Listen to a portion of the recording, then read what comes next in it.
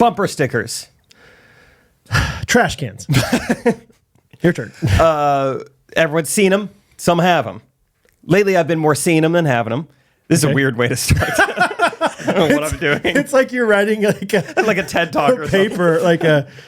Bumper stickers are defined as stickers on your bumper. Webster's dictionary defines bumper sticker. Yeah, adhesives that stick to the back of your car. It felt like I saw like a template on how to do a TED Talk, and I was like, the yo-yo. We've all heard of it, but many have never done it to help cook their dinner. Anyway, okay, so basically, Rachel. Well, no, I'm going to start with a bumper sticker I saw today, and then I'm going to quiz you on a bumper sticker. You and Tyler both are going to get quizzed on a bumper sticker that Rachel saw last week. Like a competition quiz? Yeah. Good. Okay. You're going to lose, Timon. Just bumper stickers have been currently trending. So I saw one today. Okay. God bless our troops. ... Especially blank. Okay. Any thoughts? This is just a warm-up quiz. God bless our troops, especially the Army. Especially Marines. Especially Marines. Especially my husband who's in the... I don't know. These are both good guesses. That was. You thought that was a good guess? My husband who's in the... I don't know. That's what he said. No. The bumper sticker... I mean, it just kind of especially my trailed off. There's only so much room. Well, he's only gave one blank. Was it? Oh, it's just one Yes. word? Oh. The correct answer. I take blanks seriously. The correct answer was snipers, Oh, sure. which I thought was interesting. Chris Kyle. Oh. Like, I don't disagree with anything they said, but it's just interesting. God bless our troops, Especially Especially snipers. especially snipers.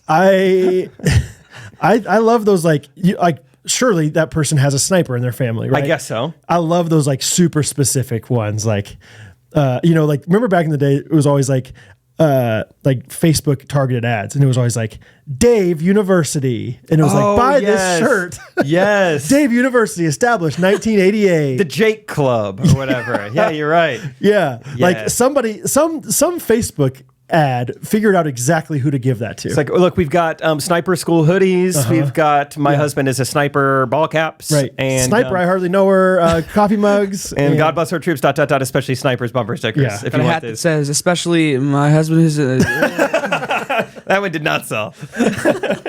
Anyway, okay. Now you've been warmed up. Here's your quiz. This is what Rachel texted me. Okay. She said, just past a bumper sticker. The world needs blank two. Two spelled TOO. What is that blank? Oh, gosh. You can have unlimited guesses because you're not going to get it. The world needs blank too. Turtles. Okay, turtles. The world needs cars too. Get the bad guesses World out now. needs World love needs- too. yeah, yeah. World needs The world peace too. needs Peace. the world needs. First hint, 3 syllables. Oh, The world needs the world needs garbage cans too. Garbage can. one blank. The world needs Brad takes his blank seriously. It is an occupation. It is 3 syllables. okay. The world Veterans. needs That- scuba dive. Okay. The world needs 3 syllables. Got me. syllables. I can't think of any occupation. Baristas. Ooh, good The world guess. needs baristas too. World needs- Not the correct answer, but fun guess. The world needs skydivers too. Okay. That's true though. Next hint. I don't know if that's it, but I need that. Next hint, and I'll just tell you, starts with a D. The world needs Dinosaur. dinosaurs. Dinosaurs Too. too. You know, occupations. Just What do you do for a living? Full-time I'm a vet. What about you? dinosaurs. Dinosaur. Full-time dinosaur. That's what Bo would say. Like, what do you do? I'm a woodworker. I own my own business. I have a podcast. What about you, son? Dinosaur? Usually T-Rex, Dad. Sometimes I'm a Stegosaurus. So I do Stegosaurus sometimes. I Stegosaurus. Because you can imagine him saying that, can't you? Like, it's in all Oh, seriousness. what do you too. do all day? Dinosaur. But you had a nap today? Yeah. And then what'd you do? Dinosaured. I dinosaured. I dinosaured in my room for a little bit. And then I ate chicken nuggets. Heidi did a tea party, but I was just dinosaur. I just dinosaured at my grandparents. My grandparents also dinosaured. Okay. I want to guess it. Really? Okay. You really think it's like the world unguessable? needs. It's a word you've heard of, and it is an occupation. I don't know World if needs it's full- ditch diggers. Yes. No way. How do you No get way. that? Well, I guess it is 3 syllables. I have no idea. Wow. Ditch digger. I didn't think you would ever get it. I don't even know what that's supposed to say. So that's the bumper sticker. Talk about targeted ads. The world needs ditch diggers too. Which I don't know if they're actually, is that their occupation or is this some metaphor where like somebody's got to unclog the toilet? Dude, I have no idea how I thought of that. because as you asked that question, I'm like, I don't even really know what ditch diggers are. I don't know. Yeah, I don't know if that's like I know I've heard that before, but is that somebody's job? I think so. Oh, look at this. The world needs ditch diggers too is a line from the film comedy Caddyshack, 1980.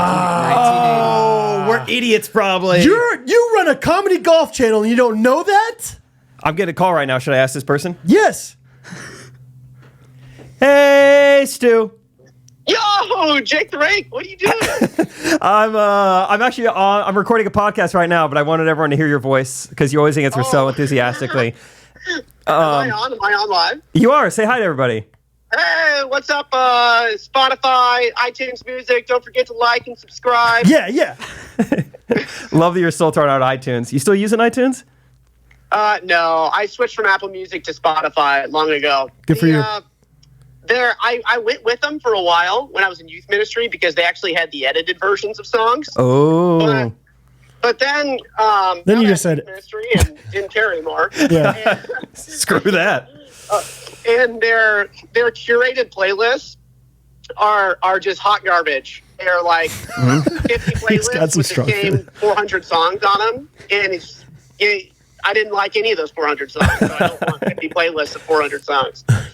What about you? What do you listen to? This is great. We got to roll the intro music real quick, but before we do that, I want to know, do you know the phrase, have you seen the movie Caddyshack? Yeah. It's been a long time, but yes. Okay, do you know the phrase, the world needs blank too? The world needs bugs too? Bugs. Yep, you got it. Thank you. It's bugs. Thank you, Stu. I think this tight beat means that it's going down with some random thoughts and white meat too. Midwest best friends eating fast food on repeat. So come along, let's have some fun and go ahead, get on your feet, cause it's the Ghostrunners podcast. Every Monday morning we're taking back Ghostrunners podcast.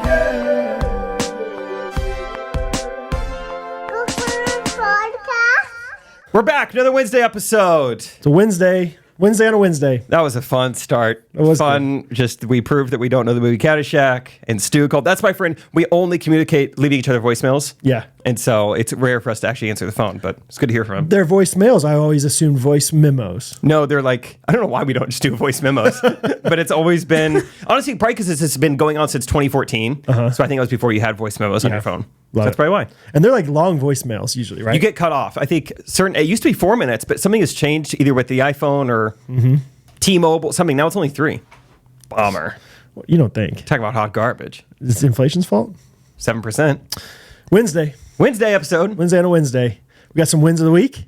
Yeah, let's do wins of the week. Mine is going to be that Rachel is becoming such good friends with the women in our friend group. That's just been fun. And I never wanted to force it, or I never wanted to like tell Rachel, like, you should be friends with these women. They're going to like lift you up. They're going to be so good for you. You know, I just had to like hopefully let it happen organically. Yeah. And it's really starting to happen. And it just makes me so happy. Yeah. Because the women in our lives are awesome. Yeah. And she's becoming so close with Emily and Catherine. This is fun. I wasn't even planning to talk. I just thought of this. She was like, Catherine and I think are a really fun point in our friendship. And I was like, oh, tell me more. She said, Catherine just randomly texted me the other day, or Sunday when it was really nice out here. She said, Catherine texted her and said, today feels like September 20th. You're the only person who'll know what that means. And Rachel earlier that day had told her friends it felt like a late September day. And so she texts Catherine, she's like, I was saying that earlier to my friends. I said late September day. And so they just text each other like, yeah, it just feels like September 20th. That's so fun. I had that thought just the other day. I think Rachel had just gotten home and our kids were just coming home from a walk or something with Catherine this time, crossing the street with Catherine. And Rachel came over and hung out and like went to the backyard with Catherine. They were all playing and stuff. And I had the thought of like, I don't know if I ever expected Rachel, like not Rachel specifically, but your wife. I don't know. I didn't have that image in my head of like, we're all going to be best friends forever. Like I didn't know. And then even when I met Rachel, I was like, I don't know. She's younger. Who knows? I don't have like this expectation, but it's like, no, like I'm so thankful that they like genuinely like each other. It's not like, well, we have to like each other because Jake and Brad are such They're going to be hanging out for a while. Right. Like if we're going to be neighbors, so I guess we'll just be friends too. It's like, no, like I can tell like Rachel really loves our kids and like really loves Catherine and like, yeah, it's just really fun. The neighbors aspect definitely like pushed it along too. Yeah, because it just makes it so much easier to have these casual, like, I'll go over there for 30 minutes and it's not a big deal. Yeah. Versus like, I have to be very intentional about getting over there and, you know, all this stuff. So that's a great win. Yeah. And you heard what they're doing Tuesday night? Yeah. Is Rachel in? Yeah. They're doing Girls' night or something. I mean, the things Rachel was telling me, I didn't know it from German. You know, she was like, we're going to the French market. I was like, I don't know specifics. I don't even know what that, like, is that a physical place? Is that like an area? It's like a farmer's market. They do the French. Oh, no, it's like a place. See, I didn't even know anything. I think, yeah. And this was also made me laugh. She's like, Sophie was saying that they have something called an espresso martini. I think I might have one. Yeah. Catherine, you know, like, does Rachel like never drinks, She right? never ever drinks. And Catherine, like, not because she's like, well, I'll never drink because I'm so against drinking. Like, of course, don't get drunk or whatever, but like, she is not against it, but she just doesn't enjoy the taste of many things. And so yesterday she was talking and she's like, yeah, I think we're going to like go out to drinks. And I was like, go out to who are you? Like, what are you, 23? Go to a living room and sit on some couches together. Like, but at the same time, she's like really excited about it. Yeah, I think it's so fun. Yeah. I'm like, great, do your thing. So I told Rachel, I was like, you're becoming older if you're having to plan out when you drink alcohol. I was like, you're becoming like a 30-year-old very quickly. Like, you know, on Tuesday I might have one drink. Me and the girls have been talking. We might have one drink next Tuesday. Like I'm excited about espresso martini, but I'm also worried it might keep me up. So maybe they'll have it if they have a decaf version. I might do like a decaf espresso martini. A decaf espresso, yeah. Fun win of the week, Jake. Thanks. That's great. My wins of the week, I have multiple, but they're all under this. There was this one day where Catherine is like, "What are you up to today?" And I said, "Catherine, today, the theme of today is make." I even like kind of like chanted it. I was like, "Make Catherine happy," and so I did like 2 things that day and then something the next day. They're all just big wins. One of them is like an embarrassing win, but it still like feels so good to do. Hey, I don't need to know everything. Okay. So just tell me the appropriate I'll just stuff. give you, let's just say, this is a metaphor. Let's just say this is going to be good. I finally took the Christmas lights off of the roof. Oh. Metaphorically, right? Let's just say I read you. Let's just say the bulbs are a little bit tangled. Let's just say those bad boys are in a box in storage. And while I read, there's sawdust on the box. Let's just say they've been up there a while. And while I read about this in sheet music, is this all in there? Oh yeah, cool. Yeah, I wrote a foreword. Christmas bulbs. Yeah, like embarrassingly so. Well, really embarrassing because I didn't take them down all of last year. Like they've been up about a year and a half. A year and a half, genuinely. like I put them up in like November of 21, and yeah, just it got to a point last year where it's like, well, it's too late now because Christmas around the corner. Yeah, you do the math. It's like either I keep them up for 5 more months or I take them down and I put them right back up, basically. Yeah. And then I kept being like, I'm going to wait for a nice day. We have had some nice days and I just had other things going on. And so finally the other day, right before Hattie was having this birthday party with all these people that have never been to our house before, I was like, I got to take them down. Yeah. Like, I don't want them to think we're those people, especially because some of the lights had started like kind of like falling off and drooping a little bit. And I'm like, you know what I mean? Yeah, some of them were drooping, but we got those bad boys right off of there. Nice. We trimmed them off. So anyway, that was a win. And then another win is that I finally like constructed. It's not in there yet because I need to finish it and everything. But a little hall. We're calling it a tree. No, what is Calvin's calling it a locker. Really, it's just like a little bench with like a shoe tray and some places for like storage for our kids' backpacks and stuff like that. Backpack shoe combo. So like whenever we did our hardwood floors, like we took out that bar that was there. You remember? Oh yeah. Great bar. You and I just drink after drink at that bar. Just got wild. We had some wild nights. I can't even remember half of them. And but anyway, took that out. We was going to put it there, and I always kind of pushed off to the side because I'm like, whatever, I'll do that when I don't have woodworking stuff. And then, of course, we got busy with all this stuff. And Catherine finally said, you realize it's been like a year now because we got our hardwood floors right before Rosie was born. Whew. And that put it in perspective because I felt like it'd been like 3-4 months. Not good with dates. And then that kind of kicked me in the pants a little bit. And I apologized to Catherine. I was like, I'm sorry. That's my bad. And she was very gracious about it. But I finally built it. It's not in there yet, but that's a win. And then the third make Catherine happy is that I built her some garden beds, some more raised garden beds for our backyard. And she's going to reward me with some vegetation. I think, don't nod and wink at me. There was no wink. Brad just winked at me when we said vegetation. She's going to put some soil in there.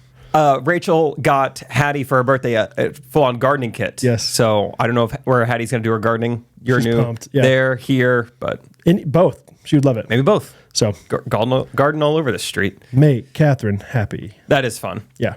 It's great. Fun. Fun. Okay. I think we need to get into some phone calls, but before we do that, we have a new sponsor.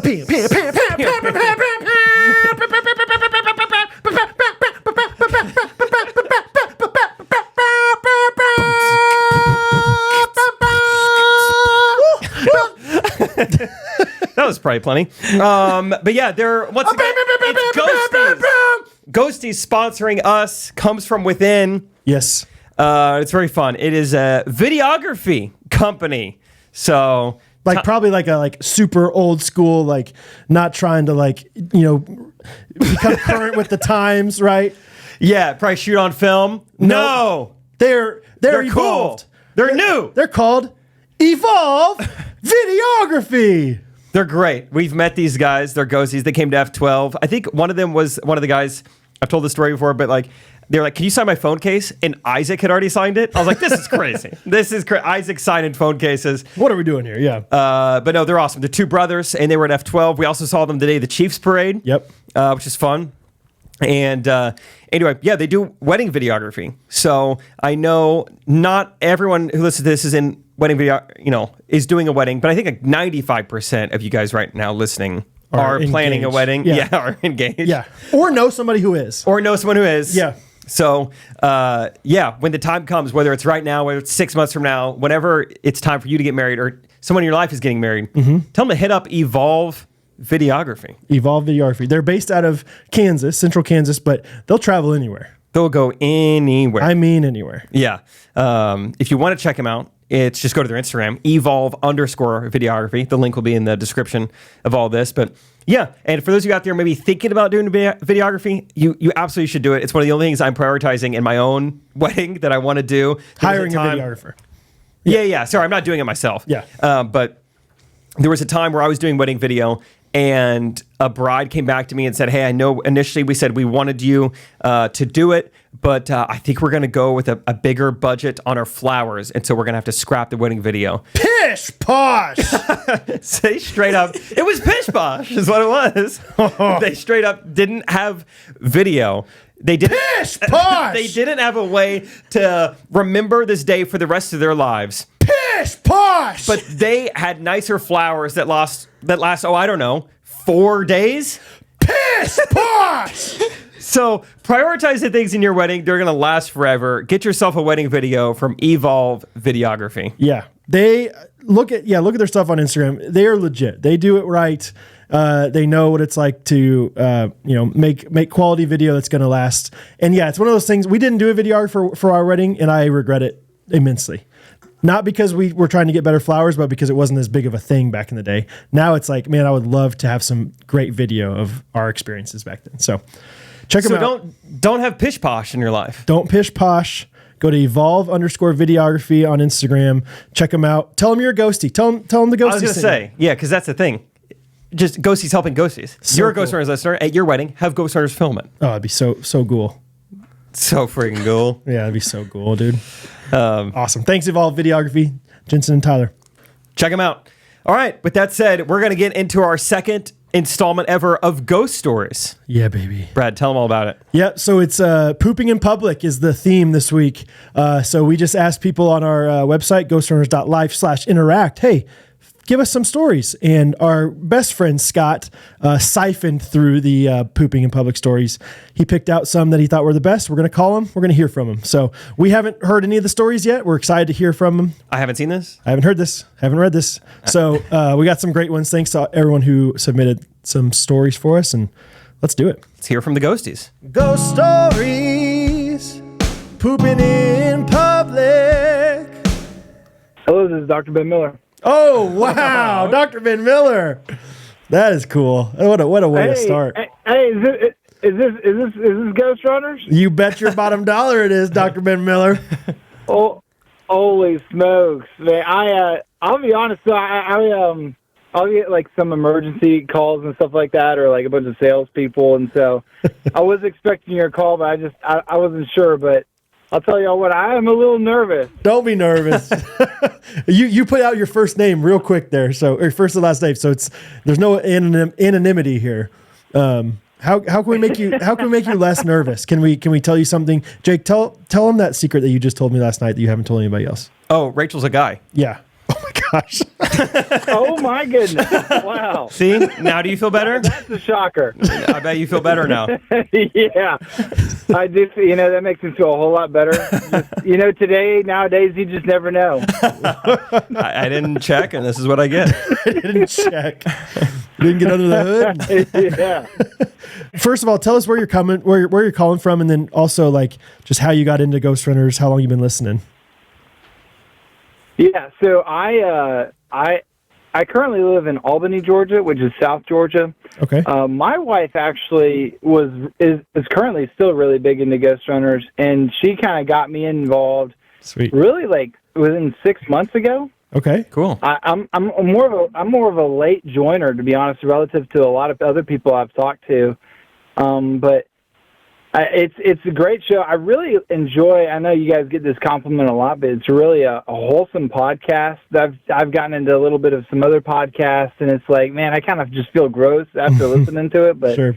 Every time I finish listening to y'all, I'm like, man, I just feel like the day is just in a better mood already. So, that's awesome. That's cool, man. Thank you. It's great. I honestly love hearing the people that are new, because yeah, we appreciate and love the people that have been listening from the beginning, but it's also so fun to see people that are like getting into it that are relatively newer with it. So, and the same things that people said 3-4 years ago, they're still saying now, which shows that I guess the podcast isn't changing too much, which is good. Which is great. So, cool, man. Well, let's hear some pooping in public stories from Dr. Ben Miller. Well, and also, of course, please just call me Ben. I'm not one of those guys that's going to hold it over you. I can't wait to call Dr. Ben Miller for the rest, like the whole thing. Just Doc. No, I'm just kidding. No.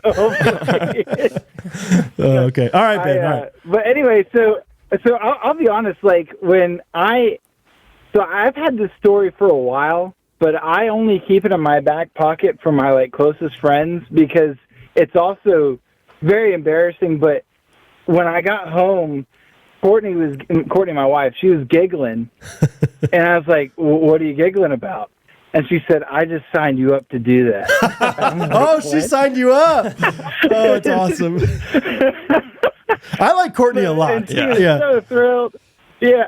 Yeah, hey, Jake, that's what you got to look forward to, man. Your wife is going to bring out the best in you. Yeah, I can't wait.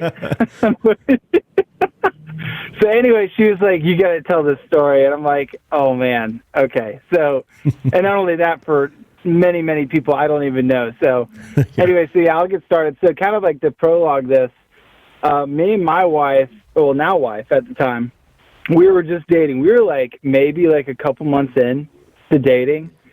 And it's technically not in public, but just wait, just listen to the story. So essentially, it's one of the first times I'm meeting her mom and her family and going to her childhood house, right? Growing up, we're in college, freshman year in college, and so we get there. I'm a little nervous. I'm going to be meeting her dad for the second time ever, but he's coming over shortly. Ooh. And I'm just, getting a tour of the house, right? And so we're walking around the house. Her mom is just telling us, there's where you're going to sleep, and there's Courtney's room, of course, and there's our bedroom, and here's this bathroom, and here's another bathroom. And she just casually says, oh, by the way, it's not working. All right, now we're going to go downstairs and stuff like that. Well, anyway, so I'm like, I'm just getting situated and all this stuff. And I'm like, oh, man, I'm starting to feel the little grumbles, the gurgles, or whatever they are in the intestines. And I'm like, I gotta hit the bathroom, especially right before her dad comes. I want to make sure, I get that out of the way because, whenever I get nervous, I kind of get a little bit of stuff going. Well, anyway, so yeah, totally. I go upstairs where no one is, and I do my business, etc. And after I am done, like just laying this log, I just realize, oh my gosh. This is the toilet that doesn't work. And I'm like, you've got to be kidding me. So I'm like, how long have you been dating at this point? Couple months. Okay. I didn't even use toilet paper yet, right? I stand up and I look at this thing and it is staring right back at me. This burrito-sized thing. And I'm like, you've got to be kidding me. And so I'm like, all right, there's a bathroom across the hall. Maybe I can transport it to a working toilet. Suez Canal. So I'm thinking, okay, nobody's upstairs. Maybe I can do this. So I decide, with my pants down, I reach into the toilet. Oh. With what? With your hand? Bare? Time. And so, toilet paper is going to just melt. It's not going to do anything. Still. No paper towels, nothing. Oh, my. And I'm thinking to myself, at this time, Burger King has this, like, Whopper advertisement where they're like, you have to hold it with two hands. Well, this thing, I had to take both hands. I could not single fist this thing. I had to take two hands.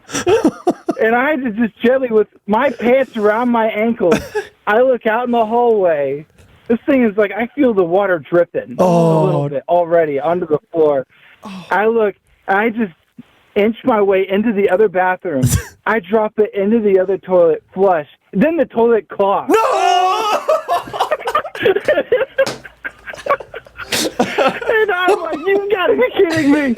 And so I then all of a sudden, like, I from that point on, I'm like, I can't flush this thing down. So I finish up my business with some toilet paper on that toilet. Yeah. Then I start washing my hands.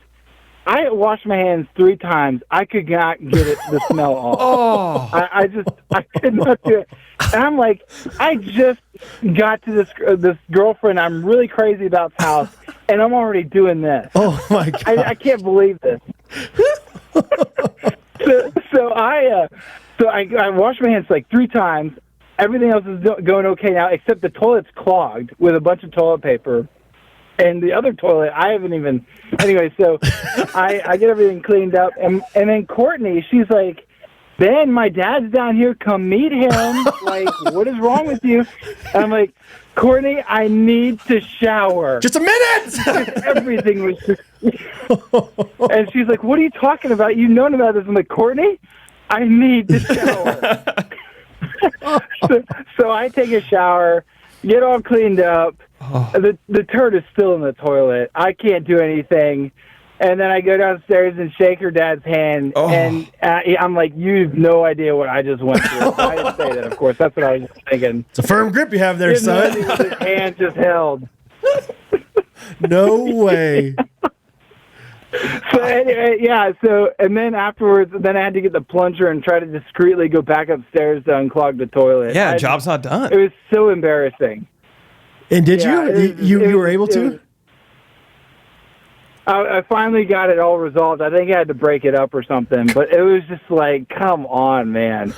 And thankfully, I didn't even tell my then girlfriend this story at the time. It was like when we were leaving back to college when I even told her, because I was so embarrassed. But I mean, and then eventually I told her, and then she told her mom like a couple months later, and her mom thought it was hilarious. But yeah, thankfully, nothing got too crazy. And then I think she turned around and said something along the lines of like, "Oh, the toilet wasn't that badly out of function or something like that." I don't know, but I wasn't going to take any chances. You know what I mean? No way. So, yeah, it was. Okay. So tell me about this. Tell me about this expedition from one bathroom to the other. Like, how close are these bathrooms? Yeah, so so you could say the entrance from one to the other was about like 7 to 8 feet on the same floor. Oh, that's not too bad at all. And there was carpet. No, it's not too bad. That's but not it's all the second floor. But if Courtney walked upstairs while I'm also butt naked holding a turd, I mean. Yeah, what made you not put your pants on? There's no like, well, I have a piece of poop in my hands. What am I supposed to do? I couldn't wipe.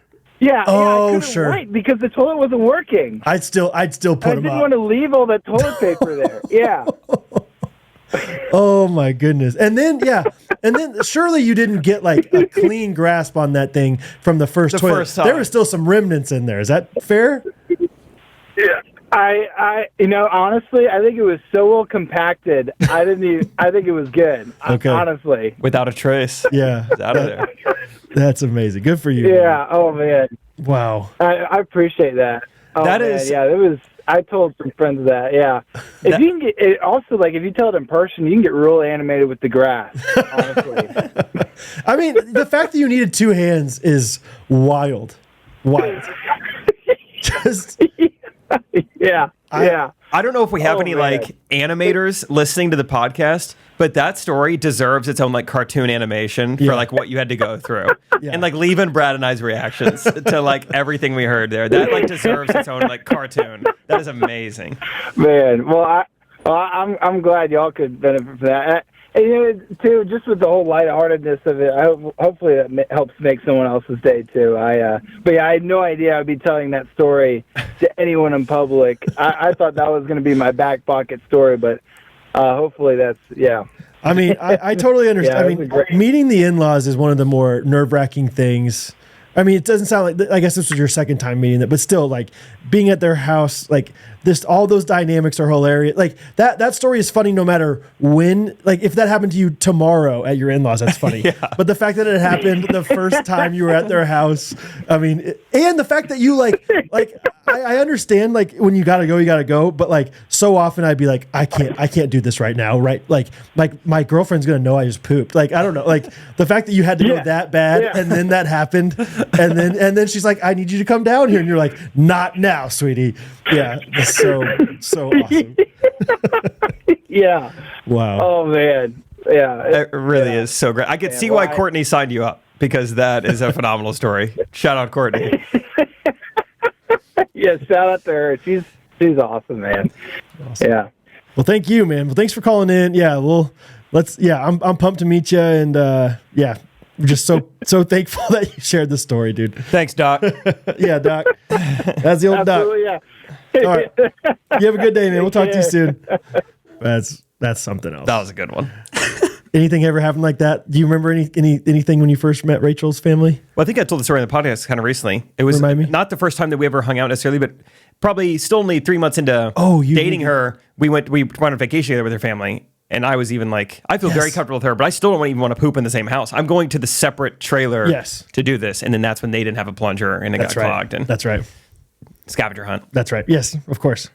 Yeah, I can't remember anything specific, but I know that I was very nervous, especially the dad. The mom is like she's always so warm and kind and everything, but usually the father-in-law is like a little bit nerve-wracking. So there was one time that I was filming a wedding. Shout out Evolve Videography. Hello.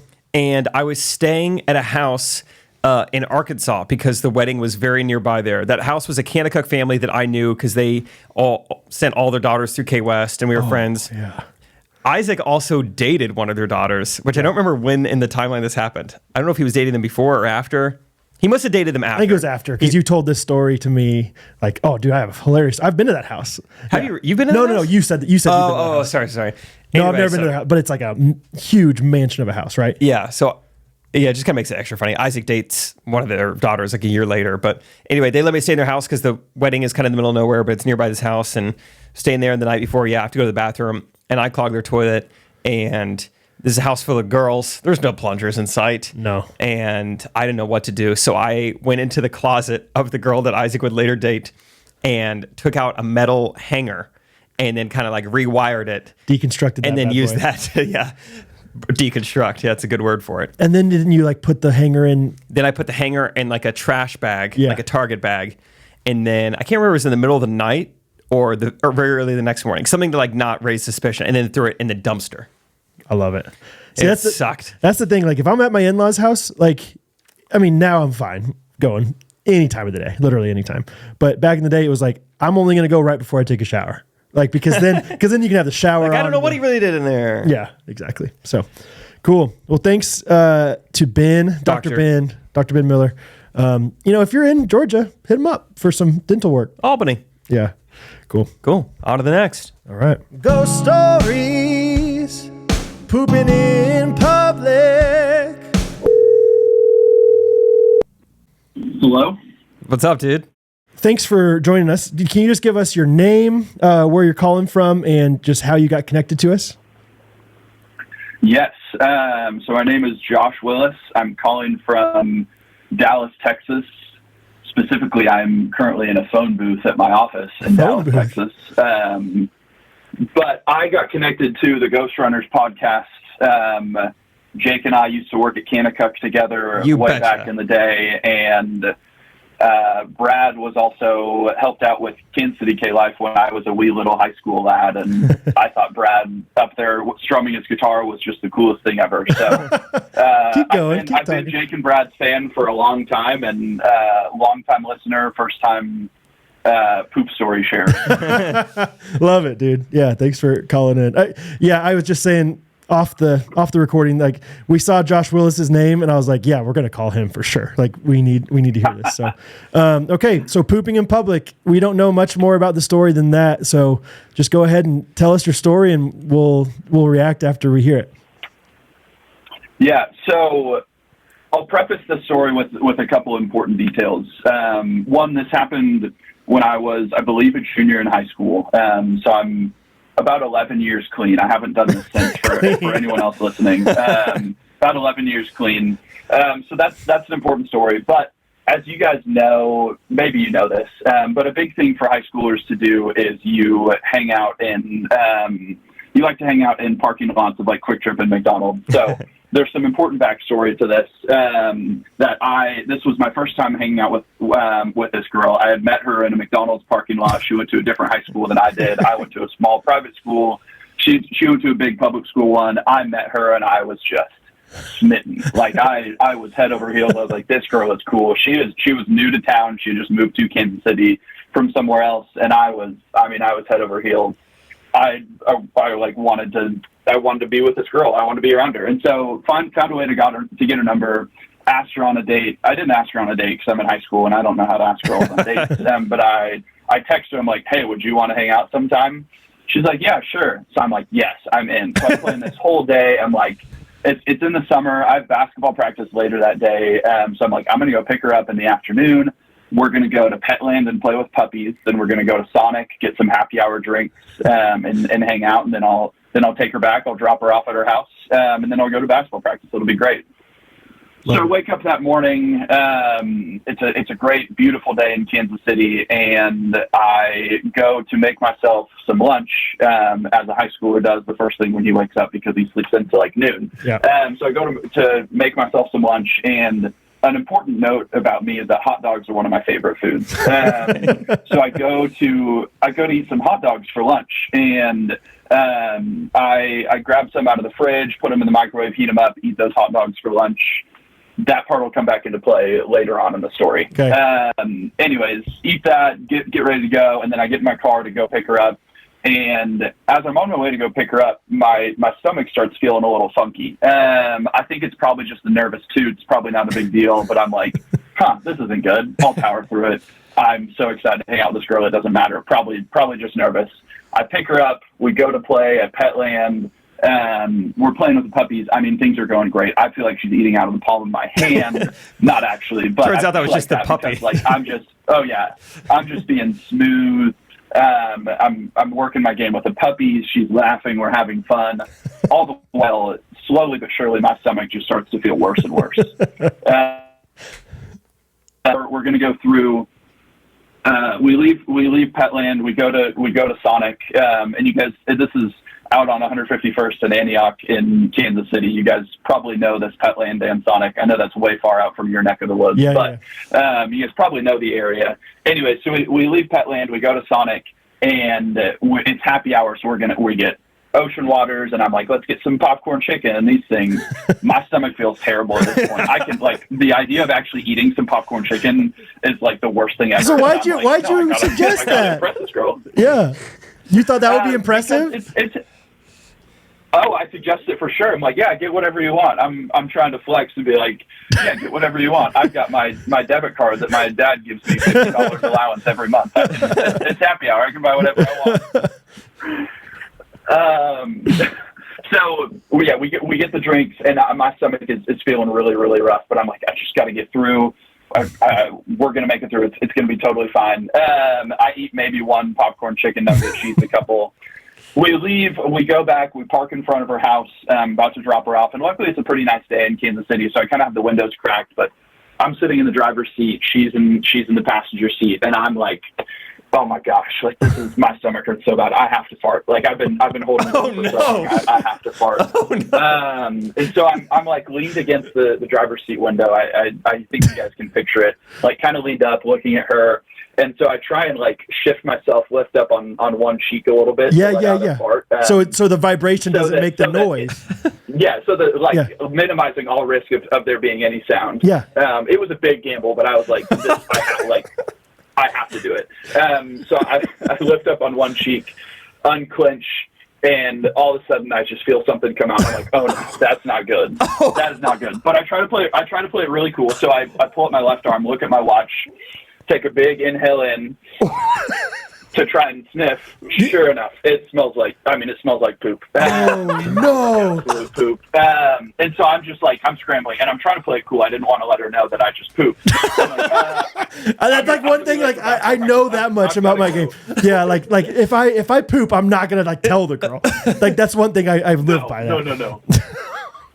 No. So I'm like, oh, my gosh, it's 3 whatever. I'm going to be late for basketball practice. I've got to go. Had such a fun time. Basically just force her out of the door. And then I turn my car on, throw it and drive to the closest Quick Trip. I waddle my way into the bathroom, check myself. Sure enough, there's poop all in my compression shorts. Compression shorts! All in my compression shorts. Oh no! So I did what any logical person would do. I clean myself up. I throw away my compression shorts in the Quick Trip bathroom. Yep. And then I drive to basketball practice. And you go commando? I'm pretty sure I had to leave basketball practice. I was at basketball practice commando at the Kansas City Christian Gym. And I'm pretty sure I have to leave basketball practice to go take care of some business like 4 or 5 different times throughout there. I mean, it's coming out of me like liquid. It's tough. Sorry for the listeners if you're getting triggered by any of this, but it's coming out, and I'm just like, what is wrong with me? So I go back home. I get back home after practice, and I'm trying to figure out why did I like this is more than just the nervous tooth. This is not a happenstance situation. So I'm doing some detective work trying to figure out what happened. I go to the fridge and look at the hot dogs that I had eaten for lunch. Come to find out, not only were the hot dogs expired, but they had mold on them. I had eaten moldy hot dogs on a date before a date with this girl that I had the biggest crush on. And it led to me pooping my pants in front of her. And I texted her after that date and said, hey, had a fun time. Would love to see you again. Never heard back from her again. What? Really? So not even a response? I don't know if she knew. I don't know if she knew, but she definitely had to have known, because there's no way after a date as good as that you don't text someone back. After you're working with your game with the puppies. Oh wow. My gosh. Yeah. I really expected this to be like someone who went to East who's like was in your friend group, or like they know about this now and maybe you laugh about it. But this sounds like they have no idea. They to this day don't know. You don't talk? No, I've never talked to her since then. One of my friends, actually, one of my buddies saw her out in Kansas City recently, and was like, dude, I just saw so-and-so's name. Like, should I reach out to her? And I had never told him this story either. I was like, you should ask her if she knows that I pooped my pants, on my date with her. And he was like, it was Patrick McEldowney. I don't know if you guys can edit that out, or I don't care if you say his name, but he was like, you did what? How have I never heard about this? He didn't go ask her, but I really wanted him to. That's what I was just thinking. I was like, the entire time I've known you, this had already happened to you. That's crazy. This entire time we've been friends, you've pooped your pants on a date, and I didn't even know it.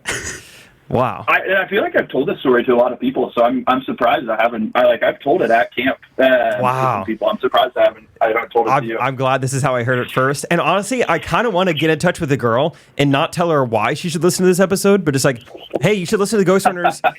Episode 215. Go to like the 46-minute mark and just let her hear this for the first time. That sounds so fun. There's gotta be some people that know her that listen to the podcast. That maybe can connect the dots. She went to Blue Valley West. Okay. And her name it. No, yeah. let's see if we can connect the dots. I don't know. I kind of want to just like leave some breadcrumbs. Yeah. To see if her friends are going to figure it out or not. There's some moldy breadcrumbs. Where'd she go to? Moldy. Where'd she go to college? I think she went to Mizzou. All right. Gosh, yeah. Good for you, not staying with her. I think I think maybe the thing like the opposite of the unsung hero. The issue that happened was that you had confidence when you went half cheek, that since you wasn't going to make any noise. But I think that also like the valve of the floodgate was like not. Oh, it was not nearly as I've protected. Never trusted a fart since then. Really? Yeah. No, I've never trusted a fart since then. It would be hard to. Not in that sort of scenario, especially like on my own maybe, but not when I'm with especially when I'm with a girl that I'm interested in. Never once trusted a fart. So like stomach churning at pet. Oh, go ahead. That's a pro tip out there to all of the younger gentlemen listening. I know you two have already bagged your does per se, but to the younger gentlemen listening. Great reason why you always open the door for the girl when you're going on a date. You have that walk around to the other side of the car to your driver's door where you can, if the car is silent, they can't hear, you can let something out, and you don't have to worry about being in the car with them. That's a good word. That is good. Well, that's what I was going to ask is like at Petland, were you letting them loose there? You're like, oh, the dog's here. Yeah. No, I was just like I was holding it all in completely. Yeah. So my stomach was literally gurgling, but I was holding it all in until it got to the point of no return where I was like, I have to do something here. Yeah, unauthorized evacuation. It's like, okay, dude, that is awesome. I'm so glad we heard that story, and I'm glad I heard it for the first time on the podcast. Man. I mean, and props to you for like going back to basketball practice too. Like I'd be a little bit nervous. Like. Yeah, all things considered. But then again, in high school, it's like you're so nervous to say anything like that to your coach. You're like, I just got to go. I gotta make it. Yeah. Oh yeah. Now, if that happened to me, I would tell anyone like, oh yeah, can't do it. Got some tummy issues. But when you're in high school, you're like, you can't go basketball coach. You have tummy issues. Right. You'd be running lines. It was a rough practice for sure. Gosh, the moldy dogs. There were runs, but I wasn't running. There it is. Yeah. I'll say that. Yeah. The funny thing is, correct me if I'm wrong, but isn't your mom a dietitian? She is. And you're like obsessed with hot dogs. Like that's what's so funny. Yeah, like just in general. That's the interesting dynamic of my family. Like my mom's a dietitian, but I also grew up with all brothers and we just ate everything in sight. So yeah, she had to make some sacrifices to just feed us whatever. But what I'm shocked about is obviously hot dogs are like my favorite food. I ate a decent amount of them. How were there moldy hot dogs in the fridge? Like hot dogs, it takes a while for them to expire. That's a good point. Like they're almost on that level with Twinkies of like they'll survive for a long time. That's a good word. Yeah. So I'm kind of shocked that they were in there for long enough to have mold on them. Yeah, Catherine would always get on to me when we were first married because I wouldn't roll up and like tighten up the cereal very well in the bags, and I'm like, I never grew up in a time where the cereal wasn't gone in 3 days because I ate it so quickly. And so I was like, this isn't a big deal that's going to get stale for me because I'm eating like 2 bowls and this stuff's made of cardboard, by the way, too. It's got to be fine. It's going to be fine. So, well, thanks, man. That's an incredible story. I don't know what else Absolutely. To say. When will this air on the podcast? Two Wednesdays from now. Yeah, like 9 days from now. Yeah. Okay. So April 3rd. Are you going to call the podcast Poopgate or something? Poopgate. Maybe. Honestly, actually, I had that thought while you were telling the story. I was like, I could see that being the title of this episode, like pooping your pants on a first date. So thanks for that. that could be a good one. Yeah. Or you could just call it Never Trust a Fart. Whatever you want. There's a lot of good options out there. Our marketing director Josh Willis over here. That's great. Thank you. I love that. Maybe we'll A/B test. I work in sales. It's all about spinning things. I love it, dude. How's Dallas? You loving it? Yeah. It's been good. Finally starting to feel like home. The people here have been awesome. I hang with Kay Smitty like 3 or 4 times a week now, which has been awesome. I saw Stinky Pete. He gets mad when I call him Stinky Pete, so don't record this. I saw Pete Fitzsimmons this weekend for the first time in a while. Oh, nice. That was really fun. Cool. Man. Yeah. But no, Dallas has been awesome. The people here are great, and I miss Kansas City, but my brother lives here, and none of my siblings live in Kansas City, so it's hard for me to justify moving back there. The moldy hot dogs. Yeah, a quick trip. Just remind you. Just yeah. But no, it's been awesome. Good. So good. All right. Well, thanks, man. Thanks for calling. Yeah, absolutely. It's fun to get to be featured on there, and I love what you guys have done with Ghostrunners. It's a really fun listen every Monday and now Wednesdays. I don't have time to listen on Wednesdays, I'll be honest, but I listen on Mondays. And You'll get there. Occasionally I'll catch up other times. You'll make time. Love what you guys are doing. It's fun to hear like how much it's grown by you guys just talking about your lives. Yeah, I know, right? To me. It's crazy. So many people just want to listen to you guys talk about your lives. It's nuts, dude. It's awesome. But yeah, you've been a supporter forever, and I appreciate that. I know you've been a loyal one, so it's awesome. Absolutely. Well, appreciate it, guys. If you need any clarifying details as you go to produce this, let me know. Okay. But I can't wait to hear it on the pod. Love it, dude. Yeah, thanks. We'll let you know if we hear anything about this girl listening to the podcast. Yeah. Perfect. All right. Perfect. Yeah, maybe this is my chance to get reconnected with her. Yeah, hey, there you go. Got away. Yeah. What if? What if, dude? What if? Like she's like he was great the whole time, and then he just episode. If we end up back together. Oh, that'd be amazing. Yeah, he was great, and then he just like pushed me out the door, like literally pushed me out the door. So he stinks. Anyway, cool, man. All right. All right, have a great day. I'll talk to you guys later. Thanks. See you, Josh. See ya. See ya. Nice. That was fun. Yeah. Love Josh. We always used to joke that he was just doing everything I'm doing just a few years later. So it's just a matter of time before Josh gets a YouTube channel, Josh gets a podcast like he did. Juggling Josh. He's going to, do Jake I think and Josh. that was a joke too. Yeah. I was like, next, because he did not only Kanakuk, but then he did programs, my specific job at Kanakuk. And then from there, he did chapter director of K-Life. Mm-hmm. And so they were like, dude, you just got to move in with the juggler. Yep. And then things will start to happen for you. You got to move in with the juggler next. That's funny. In Dallas too. Yeah. Yeah, in Dallas. Didn't even think about that. Which I think we talked about. I don't know if you and I talked about this. Timon used to watch the Jake and Josh videos. Really? Yeah. That's great. Yep. As like when they were coming out, like. Oh yeah. That's awesome. Yeah. I was like, just active subscriber. It's not so fun. You should go back and like somebody, ghosties out there should go back and try to find a comment. Did you ever comment, you think? Ooh, good question. I don't know. Okay, maybe once. If you find it, I'll give you $100. That seems like a ton of work for that person. I know. Work, and then there's like not even a comment to find. Somebody's going to figure out a way to, search it on Google with the Boolean search or something. But anyway, cool. Let's get on to our next one. Ghost stories. Pooping in public. All right, so we're here with Bonnie. Oh, shoot. I was going to ask her to say her name. Dang it. We're here with somebody. Mystery person. Please tell us your name, where you're from, how you got into Ghostrunners, how long you've been listening, etc. Hi, everyone. My name is Bonnie, and I am in the Salt Lake City area of Utah.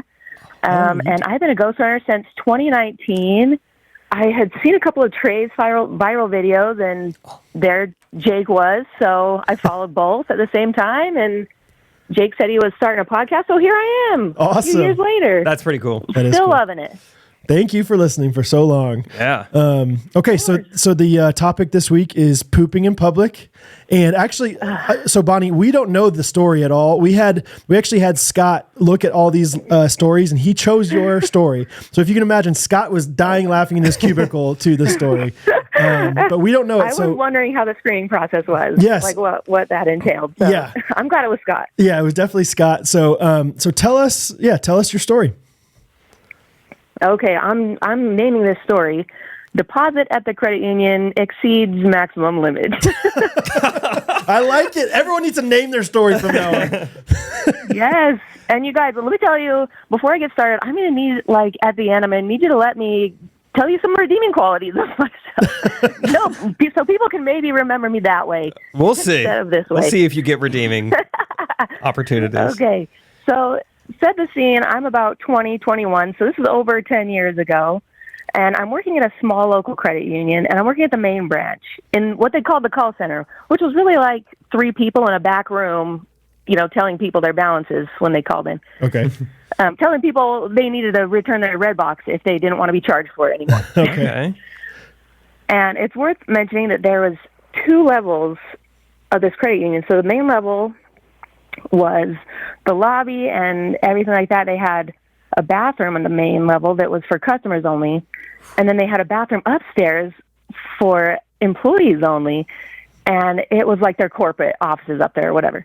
And so one day I'm taking calls. It's like midday. I'm taking calls. And I've got to go. And I can't hold it till the end of the day. So I'm like, okay, I got to hustle up there, but I'm kind of sweating because I can't just like get up and go to the bathroom. I got to wait till the phone calls stop a little bit. There's a little bit of a break. Oh, dang. So there comes a break. I shuffle upstairs and I go to the bathroom. 2 stalls in this bathroom upstairs, in the employee-only bathroom. So I do my business in one. I'm feeling much better. Yeah. I get up and flush, and it's clogged. Oh, a torpedo with a ghost wipe, if you will. So I'm panicking a little, and I'm like looking around for a plunger. There's never a plunger. No. There's never a plunger. Nope. So I've never seen a plunger in public. no, and I need it, please. Yeah. Please, everyone, please be nice and put a plunger everywhere. So I'm panicking a little bit, and I'm like, this is one of those times when I'm like, do I need to start a new life? Like, is this it for me? Yeah. I'm just going to walk out the front doors and I'm going to start a new life elsewhere. I don't know. I've had a few times in my life where just for a split second, I'm thinking that. Right. But no, okay. So my other options are go look for a plunger elsewhere. Like, is there a janitor's closet? Or ask someone. And I'm like, no, that's too embarrassing. So my other option is like, do I just leave it? Yes. And do nothing. You hope some other coworker comes in right after you and you're like, I don't know, Guillermo looked like he had a lot of tacos yesterday. All I did was pee. I don't know what happened. Burrito. You do not want to go in there. Somebody else. Okay, yeah. So Right. you're on a mission at this point. Yeah, so I'm contemplating these options while I'm washing my hands. And Smart, because you got to get clean hands before you can go back into the danger zone. I'm not an animal. You guys. I have to Wash my hands. I'm not one of those credit union call center people. Okay. We were a fancy high-end credit union, a small local Utah. What can I tell you? So I'm washing my hands and contemplating these things. What am I going to do when my boss walks in and heads for the stall? I was just in, and I say, "Hey, no, that one's clogged. Just so you know." Hey, no. I don't mention it was me, Yeah. but I wouldn't either. I don't not mention it was me. Yeah. So I'm like, "Hey, that one's clogged. Just so you know." And she's like, "Oh my gosh, who would do that? I can't believe someone would do that. The women in this office, I can't believe that. That is disgusting. So terrible." And I'm like, so what I should have said was, you know what, it was me. I'm so sorry. Like, where can I find the plunger? Right. But instead I say, like, yeah, so rude. And I run back to my desk. And I'm like, oh, okay. What is Hopefully with that blows people? over. Let me just get through the rest of the day and hope that is it Yeah. for the day. Yeah. And she lets it go, but no. About 20 minutes later, all of the women in the office get an email. Oh no! Oh no! I get an email about the clogged toilet. No! Reiterating everything she said to me in the bathroom. Who did this? I can't believe the women in this office. That's so disgusting. Whoever did this needs to take care of it. And now, as an adult, I'm like, that was so rude of her to do. That was so rude. Did you respond and you were like, okay, but hypothetically, like, how would we take care of it? Like for next time, if it ever happens to me. Where is the plunger? Yeah, you're like, In yeah. the future. I agree. This is a high-end credit union, so we should be taking care of our things. But for the next time, where do you keep? Like, do you think the janitor's closet? Give me a list of all the important things, like fire extinguisher, plunger, defibrillator. Like, I need to know. Yeah. You kind of disguise it in a mix of other questions. Which honestly, any of those three things probably could have worked to unclog that toilet in some way. Like if you press the flush button as you're as you're getting some jet stream in there from the extinguisher, I think they would start going the right way. Was it worth a try? Yeah. Even like the mop or something. And then your boss goes in there, and then she's like, "What is happening?" You're like, somebody. I don't know. There was a fire in here. It wasn't like this. The women in this office. Yes, there was a fire in the toilet. I don't know. Okay, so did you ever? So yes, we get this. Yeah, go ahead. We get this email, and now everyone's talking about it, and I'm being suspiciously quiet about the whole thing. Like, I'm so nervous. I'm so scared. Like, what could happen if everyone finds out it was me? I don't know. And you're 21 years old, the day right? goes on a little. Or something like that. What was that? You said you're 21 years old. Is that what you said? 21. Yeah, like right around there. Like and that I'm is 34 now. Yeah, that's young enough where you are not going to like as a 34-year-old. I would own up to it and be like, guys, I know it's ridiculous. I'm sorry, but like as a 21-year-old, no way would I ever. I would run for the hills, like you're saying. Like it'd be tough. So yes. So people are talking. So I'm being suspiciously quiet in my area. And I'm feeling really bad. And so I'm like, I got to do something about this. It was so stupid. So I go into my boss's office under the guise of talking about something else. And so I'm talking about something else for a little while. And then I come around. I bring the conversation around to the toilet. Like, that's too bad. That's so sad that happened. But that's too bad. I'm so nice that like I could just do it for you, like, and so just show me the plunger. I'm like, I'm just nice. I'll do it. Like, it's not a big deal. And then there's this. I see the look on her face, this dawning realization that she knows it was me. We just stare at each other for a while, and she's like, "Oh no, it's fine. You know, it was taken care of." Like, okay, just go back to my desk, and I quit shortly. Oh my gosh! No choice. Wow, that was an awesome story. What? Yeah.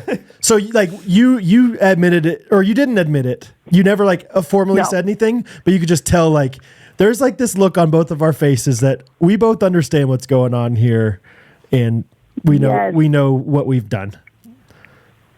Yep, and it was probably it felt like a really long time that we were looking at each other, but it was probably only a few seconds, but it was, very complete, the realization on her face. Yeah, you basically did like, like before asking for a friend was like a a phrase, like you did that in real life where you're like, hey,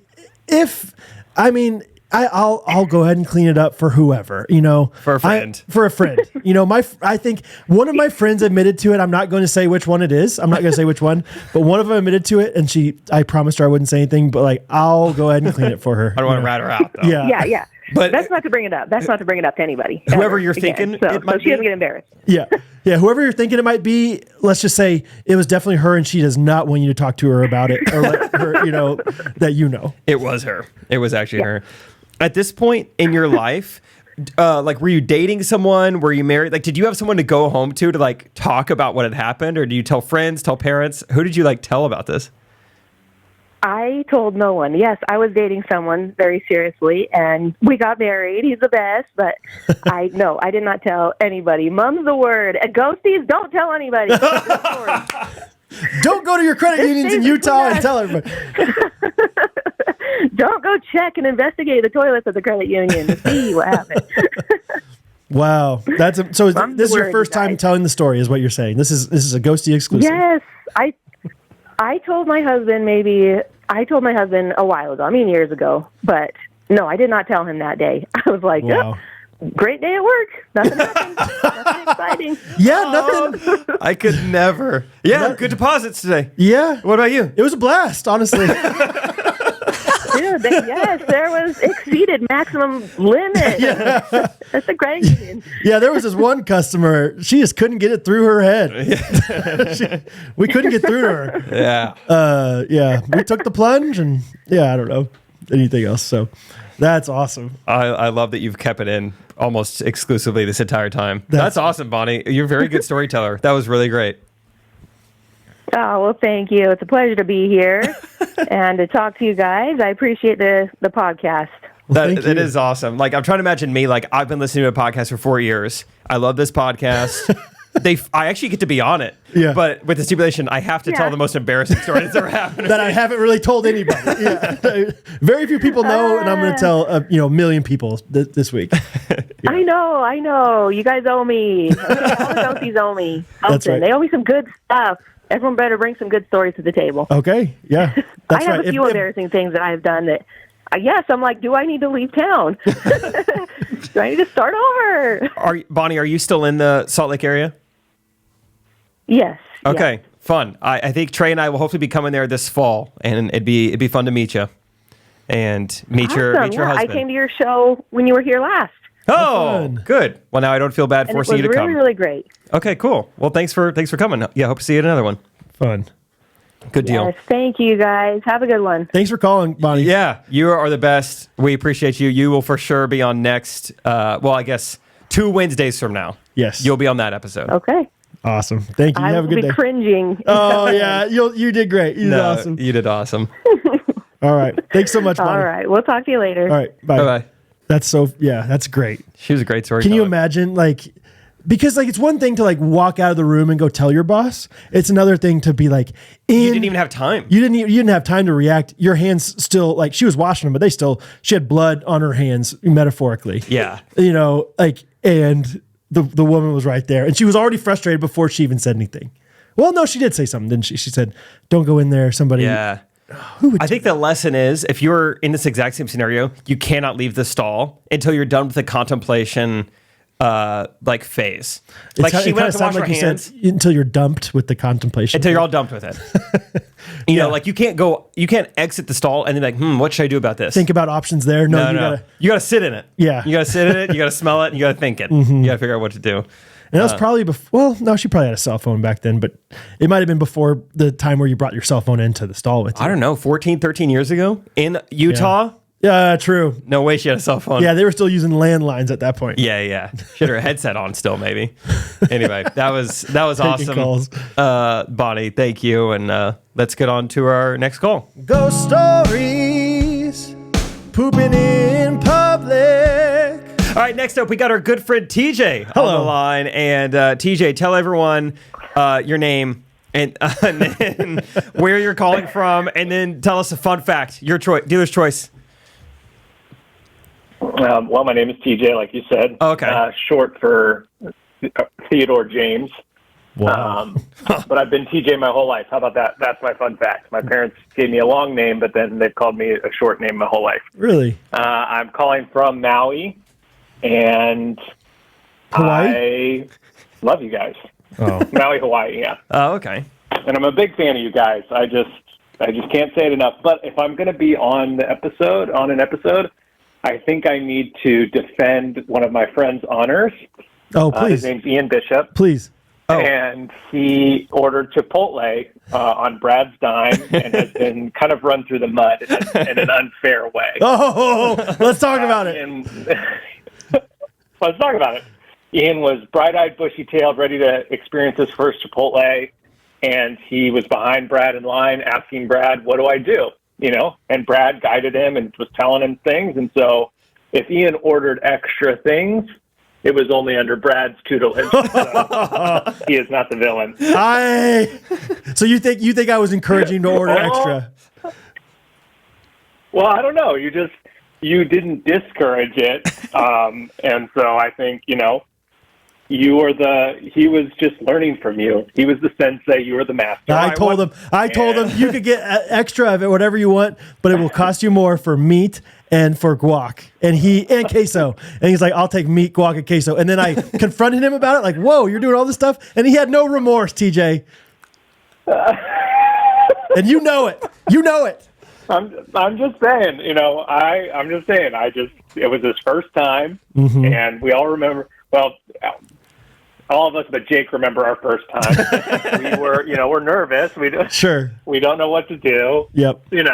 So sometimes it's a new experience, and so sometimes there's you like just extra. get too excited and you get ahead of yourself. Yeah. And so. Okay. Yeah. I'm getting it. It costs So- more. Nah, I shouldn't say it. I want to make more jokes about it, but I can't. Well, I'm so in the dark. I don't really understand. Yeah. I'll text you guys about the joke later. Yeah. All right. All right. Sounds good. Before we move on, So, TJ, how do you? That's my fun fact. I'll defend Ian. That's great. Yeah, he will appreciate that. And I'll also say that Ian, after I gave him a hard time, he sent me a Venmo with $20 to send me some money back for the Wow. extra burrito. You guilted him into paying you money. To be fair, it was technically sent from his wife's Venmo account, so I don't know who sent it. Technically, Ian has not sent me any money. It was his wife. So, Wow. anyway, Props to them for not sharing a bank. Ian also. I'll drag Ian through the. yeah.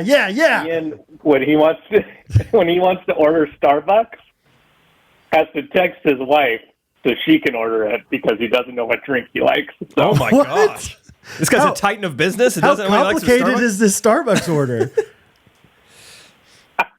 I don't know, but I'm probably going to get grief for saying that. I like it. I think we call you up once a week and we just have a roast Ian, 5 minutes. And then the next episode, we'll have Ian defend himself. Yeah. Nice back and forth. Yeah. Well, I did just ask if I could borrow his paddle boards because I don't know if you guys know this. We live in Maui. Oh, good for you. Oh, okay. which is surrounded by the ocean. Yeah. Yeah, the ocean all around. So Oh, cool. hopefully this episode comes after he says yes to lending me the paddleboard. Yeah. Dude, This what? will, be like a week and a half away, so you're good. I hope All right, good. I hope the apparel sells well, and maybe someday you can afford your own paddleboard. Man, Yeah, that'd dude. be awesome. Yeah, it'd be awesome if you weren't like leeching That off would be somebody good. else's That would be cool. paddleboard. Yeah. I would love that. Yeah. Dude, just I keep, would love that. keep working at it. If you don't know, TJ is one half of like the uglier half of Walk in Love podcasts and also walkinlove.com. Shop.walkinlove.com. Yep. Good. Anything else? He runs a t-shirt company, but they're so much more than t-shirts, guys. They're tiny rhythms. It's little tools and rhythms. inspiration for a joy-filled life. Yes. I thought you were just going to explain other garments. That's our tagline. There's so much more than t-shirt. Crew necks. Long sleeve. Fanny packs, Tank top. tote bags. They do a lot. Hoodies. Yeah. Zip-up hoodies. Okay, TJ, tell us your poop story. We actually don't know it. We just wanted to call you, but we don't know what you're about to I tell will us. say Corey Fisher is the one who shouted out like that we need to call you about this. Nice guy, Corey. initially as Met him on well. the beach. Okay. And he is from the same place you're from, which is Pennsylvania, correct? Yes. Okay, So good. Corey actually started listening to Ghostrunners because I told him to. Oh, that's So awesome. Shout out, Corey. This is a So okay, how do I start this? Let me Start just at the beginning. this way. A lot of your audience are believers, I believe, right? But some may not be. Yeah. And so I think that this story will make those that aren't believe in God and that He loves us after all. That's how epic this story is. Awesome. So I'm just going to start there. So Okay. Overpromise. yeah, overpromise, underdeliver, just like at Chipotle. So my wife and I used to be wedding photographers before. We used to do the T-shirt thing and wedding photography thing at the same time. Real quick, sorry, T-shirt TJ, thing. can I interrupt you? That, Is wedding photography and videography like a very valuable thing? Because we have a videography company, Evolve Videography, who is sponsoring the podcast this week. Would you say like videography is a huge thing and very important for you in experiences? and I stuff? would, as a person who doesn't have, so our wedding photographer, we had a friend do the video. She did a great job. She was actually a videographer. We love our video. Our photographer went through a midlife crisis after he shot our wedding, and so we never really got our final pictures. So I would say it's a super valuable thing. Wow. To hire someone who is highly rated and very good and has lots of reviews and Yes. someone who's had a good experience. Because you may not get any photos. Because there's some stat out there. I'm not sure. What was the website it was from, Jake? I think it was Zumbafu. Yeah. So Zumbafu.com was saying that 7 out of 10 wedding photographers are going to go crazy within the next 1 to 2 years of their life. But videographers are very consistent, very reliable, especially Evolve Videography. So you should support them. Yeah, I actually read that same stat. Yep. Yeah. I remember that stat because I thought it was so interesting that they used the term "go crazy." It's very measurable. That's science right there. Yeah. That's the science. Yeah. So I would say wedding videography is great, and Yes. especially if they're a Ghostrunners sponsor. Yes. For Yes. sure. Yes. Thanks. Okay. Anyway, so Brooke and I, we shot weddings for 7 years of our early married life, like before we had June towards the end of those 7 years. But it was a great job. We were young and married and having a ton of fun doing it, and we would go to this annual wedding photographer expo in Las Vegas every year. So we went one year. It's like a trade show for wedding photographers, like where you can like pick out the album company that you want to work with and try out new camera gear and see presets. And it's more just to like see your friends that are also in the photography business that you might not see. Gotcha. And so we went to this one year, and then the next year we brought our friend Jeff with us, and who was also a wedding photographer. And so at this expo thing, there was always these parties,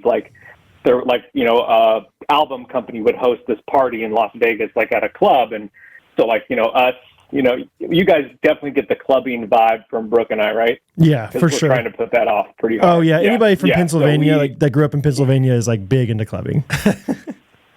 Yeah, so you can find us in the club all the time. So we were invited to this one party, and so we went because like friends were going to be there, and it's so loud, it's chaos, like whatever. And then there was this was peak Instagram take photos of people wrapped in blankets out on the side of a mountain time. You guys remember that time frame? Yeah. Okay. Of Instagram? Yeah, so peak that moment of Instagram. And so after this party, they were going to take a bus of photographers out to the desert to watch the sunrise. So I was like, that sounds cool. It sounded cool. It was definitely less cool after being up all night and then getting on a bus out to the middle of the desert. But we did it. And, we took some pictures, and then we came back and we napped for an hour, and then we went back to the club trade show. So I'm just setting the stage of where we are physically. We're tired. We were out in the desert for the sunrise. And then we're back at the trade show, and we're getting hungry. And so we eat some lunch, and then we walk by a Ben & Jerry's ice cream shop in Las Vegas. And so I decide, why don't we get some ice cream? So I'm eating a banana split. It's 10 a.m. in the morning. I think this may have been the moment that I became lactose intolerant. I don't know if that's true, but it might have happened right then and there at that Ben & Jerry's in Las Vegas. Mm-hmm. So I'm eating Ben & Jerry's, and Brooke actually took a picture. She's like, you don't look like you're having very much fun. And then I have this photo of me just kind of cringing over this ice cream sundae. It just wasn't sitting well. And so we get up and we're starting to walk down the strip to just wasting time in between walking around the convention and just being there. Yeah. And maybe 50 steps down the strip, I have to poop. And not we should find somewhere within, the next 20 minutes. I've got 20 seconds or my life's going to be very miserable. And so I start, I clench as tight as I can, and I'm walking at full speed down the strip with my wife and friend behind me just cackling and laughing at me. Not supporting me, laughing at me. How would they support you in that situation, though? I don't know. Just maybe encouragement. I don't know. Yeah. Maybe just not cackle and laugh. Just silence, I think, would be a better way to support. And so I remember we had eaten at a P.F. Chang's in the Planet Hollywood casino 2 nights before. Classy. And so I knew there's a bathroom right beside that P.F. Chang's. But because when you go into a casino, they're a maze. It's hard to find restrooms, and they make them that way, and they kind of put the restrooms deeper in the casino, so that you have to walk by all the slot machines and everything to get to them. It's like milk in the grocery store. And so I had milk in my stomach, and a pound of ice cream, and I was, so I'm like sprint walking through the Las Vegas crowd with my wife and my friend trying to keep up with me, cackling behind me, trying to get to Planet Hollywood because I'm like, I know there's one there. I'm not going to risk it. I'm too close to like a bad time that I can't risk it by just going into the nearest casino. So I get there and I turn the corner. I'm like, there's stairs. So I'm like a penguin going up the stairs again, still cackling behind me. And then I go through the doors, the glass doors. I'll never forget this for the rest of my life. Through the glass doors, turn left at the Planet Hollywood Casino. I see the bathroom. I start walking towards it, and I'm maybe like 50 feet out. And I think to myself, I'm going to crap my pants. Here it is. I'm going to poop my pants in Las Vegas in front of my wife and friends. This is what my life has become. Like, I'm going to have to tell my kids about this story someday. Like, I have to live a life of shame for the rest of my life because of this moment. And Brooke describes it as like a movie scene where like I fall forward onto a casino. On the floor? Like catches me. No, like I'm like leaning on the casino, and this is where I believe that God is real. With everything in me, I clench one last time, and I hold it in. But I'm leaning against the casino. Like she thought I was like, and again, my friends are laughing at me, and I am leaning against the casino with all of my might, all of my physical strength, holding in my Ben and Jerry's ice cream banana split sundae. And then I like kind of stand up and again, they're just cackling, they're laughing, they can't get enough of it. And then I, waddle the rest of the way. I still haven't pooped myself, which is amazing. I thought it was going to happen, which is why I kind of like braced myself against the slot machine. I was like just ready for it. Yeah. But however I did, it stayed in. But then you get to the bathroom, and there's still so many more steps. Yeah. You have to get through the door. You have to get through the stall door. You have to lock the stall door. You have to get your pants down. You have to sit down. But I made it. And so the story ends in glory, and I made it. Oh, I'm imagining like that, like the Wolf of Wall Street, like that scene where he's like all like messed up and like trying to get out to his car. And like just like I'm a Christian, so I don't know if I've never heard of that movie. Good for you. Is that I watched on VidAngel. VidAngel. Yeah. He's just like 6 minutes on VidAngel. Yeah. It's a super short film. I don't know why it gets so critically acclaimed. Why it's so people like it so much? Yeah, on VidAngel, what did he had too many Smarties the night before or something, and then yep, I remember that. Yeah, and then he had a straw and he had like snorted some Coca-Cola. Anyway, and he was just trudging through it. That's what I imagine you just like every step is agony. That is 1,000% it. Oh my goodness. Just agony. But when people are laughing at you, like I don't know if you guys are like this, like I find it funny. Like if this was and a then funny moment, you I loosen can up. see the humor in it. Yeah. But you got to keep your core tight in a situation like that. Totally. Oh my goodness. Yeah, exactly. Like it's like stop laughing, please. And then that makes them laugh even harder because you're in like dire like pain and they're like following me. They're like walking with me and laughing, which is I don't know. I'll never forget it. But I actually went back. I was in Vegas for this music festival this year, and I went back to the place that it happened. It's sort of reminiscing, and I was like, "Yep." So the slot machine was gone, and they had moved it. But how short did the walk look the second time? Like, did it look like this so wasn't short? Yeah, this is like 25 feet, and I'm here. It felt like 2 miles I walked. Yeah, it's like when you're a kid and you're like, oh man, that place was huge. And then you go back like, when you're 30 and you're like, that was the place I used to get so excited about, it's like the same. Oh, that's awesome. That's wonderful, man. Thank you for sharing this. What does Brooke have similar like memories of it or, obviously she was dying. Oh yeah. She remembers it so well. And occasionally she'll pull out the Polaroid. Yeah. of me eating the banana split sundae, which I'll try to text it to you guys because it does look like I'm about to poop my pants. like you see as a picture of that guy, and you're like, this guy's probably going to poop his pants within 20 to 30 minutes. Just incredible foreshadowing. So, but yeah, they remember it, and then like our friend Jeff, he remembers it too. Like it left an impact on us for sure.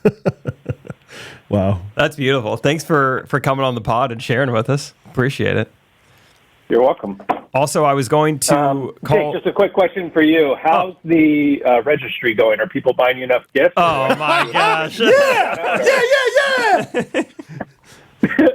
Like, are people buying you more stuff from Target or from Crate and Barrel or like? Yeah, where? Or are they just Googling Jake Triplett, Rachel Coop wedding registry? Yeah. Yeah, are you feeling okay with how things are turning out, or do you need another shout out? I just want to know. Thanks so much. I'll give you one if you need one, but if it's thanks so much for asking. No, I don't think we need a shout out. I think we're doing just fine. Okay, but thank you for. I won't do one then. questioning if we might. TJ, I was maybe going to call or text you this week. What about just like cash or like text or like checks or anything? Like what's an address we can send that to? Yeah. Well, you were saying, Jake, that like if somebody wants to support Jake in his wedding, that they can just go to Walk in Love, walkinlove.com and just buy that. Yeah, that's how I feel supported. Yeah. You guys are hilarious. That's like so funny, guys. You guys are the funniest guys I've ever heard. Great to chat with you, dude. Love you. Hope to see you soon. You're the man, dude. Thanks for having me on. Oh, anytime. Cool. Love you. See ya. Have a great day. Ghost stories. Pooping in public. All right, time for our next caller. Go ahead and introduce yourself. Tell them your name, where you're from, and how you became a ghostie. Sure. My name's Jen. I'm Edmonton, Alberta, Canada. All right. And I think I started listening to you guys on a trail of different people. I was listening to Annie Downs, who introduced me to John Christ, who introduced me to Trey Kennedy, who introduced me to Jake Triplett, who introduced me to Brad Ellis. Wow. So it was a good train, and I don't think I listen to any of those people anymore except for you guys. That's kind. You're on the caboose. It's the end of the train. Yeah, right. Nowhere else to go. Exactly. That's cool. I saved the best for last. I don't think I've heard. I mean, obviously, I know Annie Downs well, but I've never heard like that trickle down. So that's fun. That is fun, and it's interesting to know. Maybe we're not having enough people on our podcast. Like we haven't given her the next part of the train. It's like it stops here. You don't go anywhere else. Yes. Well, I don't know where you could go from here. But that's cool. Yeah, thanks for the introduction. We're excited to talk to you. Like we were saying, we have no idea what you're about to tell us, but we know that Scott picked it out and wanted us to hear from you. So let's hear your story, Jen. What do you got for us? Yeah, so I think it would start back in high school. I was working at a at a national chain grocery store called Superstore. And when I was in high school, we had a really cool role, which was price checker, and we got to wear rollerblades through the store. Whoa! And so when there was, a discrepancy over price at the till, I had a cordless phone, if you can remember cordless phones, that I rollerbladed around the store checking prices for people. And nowadays that just seems like such a foreign concept. That just would never happen. But anyways, while I was working there, I met a boy that we liked each other a bit, and we would talk on the phone late at night and whatever. But his family was, so he was like the second generation immigrant, and his family wouldn't allow him to date me. So forbidden for love. racial reasons, which was fun. But anyways, so we would talk on the phone all the time, and fast forward like a year or so. Wow. I was still kind of talking to him on and off. I'd had a boyfriend here or there, but just always kept in touch with this guy. And all of a sudden, I'm been married for 20 years. And my husband, back then, I'd known him since I was like 15, but he's a bit older than me, so we never got together. But at this time, it was like, okay, I think we're going to start dating. And so I ghosted the other guy. Okay. You ghosted grocery store? That's the background. Ghosted grocery store boy. Okay. And so fast forward, how many years would that be? 3 years. So my husband and I got married when I was 19. And this was my second pregnancy. So I would think I was 22. Pregnant with my daughter, Rachel, who's also a ghostie. Oh, yeah, I met her. And yeah, you met her. That's right. So I'd been having this problem during my pregnancy where food wasn't digesting in an appropriate manner, and I would get like sudden explosive diarrhea for no reason, or for, the reason of eating. Yeah. And so it had happened. We were in Alaska visiting my brother and sister-in-law, and I'd had moose meat for the first time. And we decided to go for a nice long walk after dinner. Moose meat. And moose meat. Mm-hmm. Oh. And so we were going for a walk to the kind of rural community, and down about, I don't know, a couple of kilometers. I don't know, is that a mile maybe? Around just over a mile walk to their little ice cream shop, which was in a trailer. And we're like 3/4 of the way there, and I'm going, oh no. Oh, you felt no. Yeah. Yeah. So the antlers are coming out. So we get there. And I just ruined the entire trailer and went home in shame. But that's not even the good story. So that's just to say, I knew this was a problem, and I don't know what I was thinking ever being out in public after eating during this pregnancy. Ever being in public. So later on, we are walking at a park. We live in a pretty big city, so we have this really nice park. Our city has a river valley that goes through it, and there's a lot of really nice parks along the river valley. So we had dropped off our son with my mom for a little date night and went for dinner and decided a nice park walk in the park would be great. So we're walking through the park, which is like, of course, nowhere. There's, a central part in the middle of the park where there's bathrooms, but we're not walking near there because that would be smart. And we're not. Or I'm not, I can't blame him. But, so we're, halfway through our walk, and I'm starting to go, I think we need to find a bathroom. So we start walking towards the bathroom. We're kind of getting there, and I'm getting a little more panicked with every 100 meters. And I can see the bathroom building now, and I'm going, I have to run. It's over. I'm done. I'm going. You're it's running? Middle of summer. What's that? You said you were going to run? I need to run. I'm not going to make it. I have to run. Yeah, but of course, we all know what happens when you run. Yeah. Okay. So you started running. And as I'm running, there is a big group of guys sitting on picnic tables outside the building. And prior to running up to these guys, I'm just focused on the bathroom. I'm going, and it's coming, and it's running down the leg, and it's over. In front of everybody.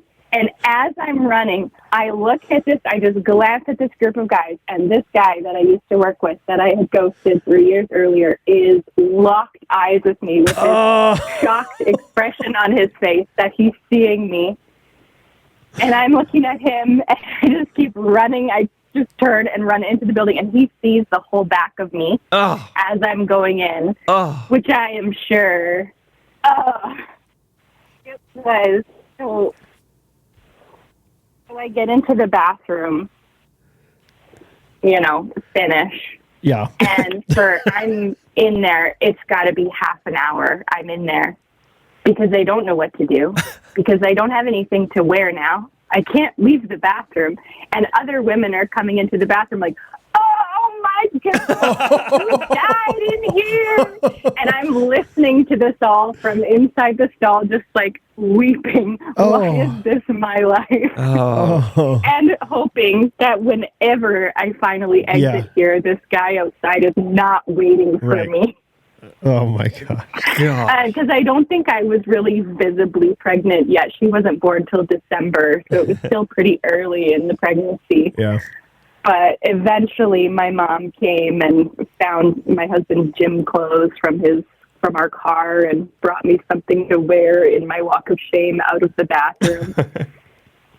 And was the guy still there? It was no. Good thing. I exited through. There's 2 exits, so I exited the other way just in case, because I couldn't. Sounds like you were exiting plenty both ways. Yeah, that's funny.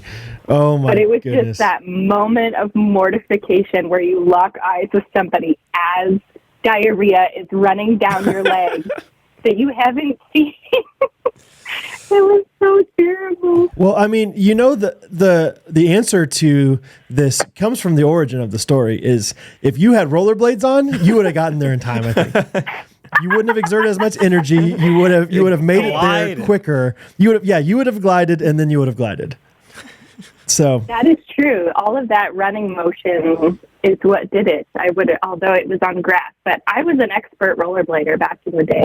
So rollerblades are the grass answer. wouldn't have even stopped me. Oh my gosh. I would love to hear the story from that guy's perspective. Yeah. Like I was into this girl. I then all of a sudden I don't hear from her. I kid you not. 3 years later, I see her and she's running to the bathroom with diarrhea running down her legs. It was the best response. It was better than any text message. I bet he was like, I dodged a bullet here. I'm sure. Yeah, he loves this story. Oh my gosh. Could you imagine if I got together with that girl? Diarrhea girl. It's amazing. Be changing her pants all the time. Gosh. That's the Canadian way, huh? Oh, that's what we do up here. We get pregnant really young and then we poop our pants. Have a little moose meat, a little bit of stroll in the park, and yeah. Oh wow. Well, thank you, Jen. I know that was honestly like if you've had that experience, have you really been embarrassed since then? I mean, I don't think so. I think you could pretty much live through anything after that. It heightens your threshold for exactly. It's like you think this day's bad. Remember the day where I just pooped all over myself in front of the guy that I was like in love with for a while? Pretty much. Yeah. I think also just motherhood does that to you. There's really just nothing that phases you anymore at some point. Yeah, that's a good word too. Oh my no gosh. shade. Yes, that's amazing. I love it. Yeah. It's just having perspective, right? It's just like, hey, was today a poop down the leg day? No, it wasn't. It could have been worse. No, it was a great day. You know, all things considered. We're gonna put a gold star on this day. I didn't put myself in front of any ex-boyfriends. Well, thanks for calling in, Jen. We really appreciate it. You've been a supporter of ours for a long time, and we're thankful for Annie Downs. You know, first and foremost. But thanks, Annie. And secondly to you. So. Thanks, Annie. Awesome. Happy nuptials to Mr. Jake, and we'll talk to you guys soon, I'm sure. Okay. Thank you. Thanks, Jen. We'll talk to you soon. Appreciate it. Oh, man. The moose meat will get you. Speaking of that, I looked up. I was like, I wonder if I can have moose meat. Oh. First of all, I'm an idiot because everything that I am allergic to comes from mammals. So I should just know. No, I can't. What about chickens or mammals? No, they have wings. They're birds. I'm that dumb. Okay. No, that's fine. Birds are not mammals ever? Birds is like its own category. It is. Fish, mammals, birds.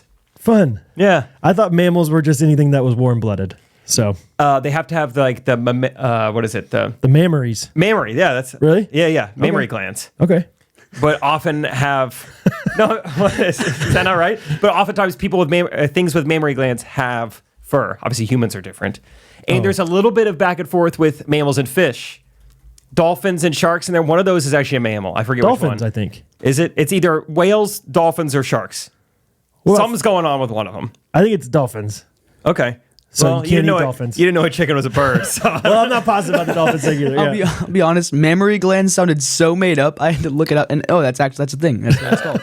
Timon's like, okay, mammary glands. Yeah, mammary glands. Sure. Yeah, haven't got to that part of homeschool yet. You'll get there. Great. Anyway, turkey and chicken, which I can eat, birds, moose, which are not. Anyway, the whole reason I bring this up is because I found in here food products that contain milk and milk products typically contain alpha-gal. No wonder I've been having gurgles when I have the ice cream and the milk. Yeah. Good thing Lactate tastes amazing, though. Not the pill, but the milk drink. You're into it? It tastes so good. Good. I don't know how they do it. Probably like the aspartame that's in this drink and the sucralose that's in other drinks. Something, yeah. Anyway, just to add that nice little update while I was listening to her. Okay, maybe stay away from the milk. Or the moose. and the meese. The meese, yeah. And the meese. Meeses. Fun. Thanks, Jen. That was great. Yeah, thank you, Jen. Nice chatting with you. Well, that has been another episode of Ghost Stories. This felt like such a fun episode. Yeah. So many funny moments. You guys are hilarious. And yeah, we appreciate it. It's fun. It's just always fun to get some interaction with everybody else and hear their stories. So, yeah. Yeah, it's fun. And it feels like the Wednesday episodes, too. It's like, you know, just have fun with them. So before we go, let's do our comment of the week. Comment of the week. Mine is coming from our Facebook group, Paige Cuco. Yep. She said, Brad, my strong-willed 3.5-year-old was absolutely refusing her nap for a solid half hour today, so I decided to try the boss talk, quote unquote, who's in charge. And she said, it worked. Mind-blown emoji. She immediately quieted down and fell asleep. She just woke up now and we're playing Princesses. Best parenting podcast out there. I love that post. I was so excited to see that it worked for somebody else. And so now I'm excited for the, from Monday when I was like, doing the different faces. I want to see people with videos of them making those faces and watching those little babies laugh. Start a movement. I think, that's the next parenting tip for you. So thanks, Paige. That's so much fun. My comment of the week comes from Patrick Drummond. Oh, yeah. He's the man. I feel like we've been talking about him more and more recently. He's coming to Florida with us, but he said, Brad was so hot and sweaty in the costume last episode. He's gone short-sleeved this time. Makes me wonder what he'll be wearing or not next time. We'll see. Funny comment. Just keep getting less and less. He's a funny dude. A lot of lights in here. Gets bright. Between him and Ben Miller, it's going to be a fun time in Florida. Fun time in Florida. And thank you guys for listening or watching this video. Speaking of video, Evolve Videography. Check them freaking out. Oh my gosh, yeah.